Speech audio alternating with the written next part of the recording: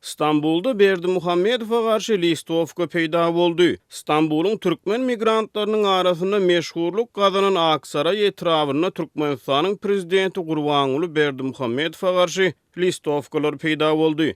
Bu barada Türkmen Nokot News neşri habar berýär. Listovkalar türkmen we rus dillerine geçelgelere, binalara we bildiriş tawtalaryna asylypdyr. Listovkalaryň birine diktator Gurbanuly Berdimuhammedowyň bir kanun häkimetine garşy "Sen hem öz sesini goş" diýen çağırış prezidentiň familiýasyna harp ýalňyşy bilen türkmen diline ýazylypdyr.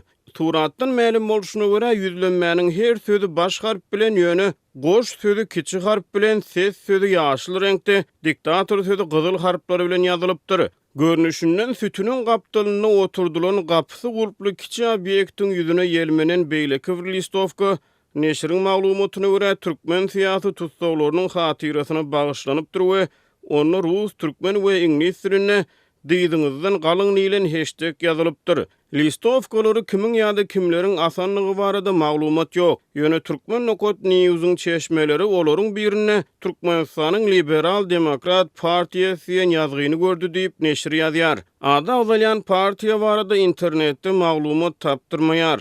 Ýöne bir ýerde onuň daşary ýurtlarda bilim alýan türkmen talipleri tarapyndan döredilen aýdylýar diýip Türkmen Nokot News ýazýar. Daşary ýurtlarda ýaşaýan Türkmenistanyň migrantlaryň arasynda türkmen hökümetine garşy pikir garaýşlaryň döräp başlanýany aýdylýar. Azatlyk radiosy türkmen hökümetiniň garşysyna Stambulda peýda bolan listovkalaryň kimler tarapyndan ýazylyp bildiriş tawtalaryna we beýleki ýerlere asylanyny öwrenmäge finansiýar. Suratlardan ma'lum bolşuna görä listovkalaryň awtorlary ýa-da eger bu bir guramoçulukly hereket bolsa, olaryň guramoçulary barada maglumat berilmeýär. Şeýle-de synçylar soňky wagtlarda sosial media ulgamlaryny mazmun taýdan belli bir derejede türkmen hökümetine garşy ähňe gönükdirilen çykyşlaryň ýygjamlaşýanyny aýdýarlar. Türkmenistan soňky 3 ýyl töweregi wagt bäri synçylara görä ýalňyç bahalarynyň global arzanlamagy, ýurdun ykdysadyetine değişli liberal häsiýetli reformalaryň gijikdirilmegi, durmuşyň ähli ugurlaryna değişli berk döwlet gödäwçiligi,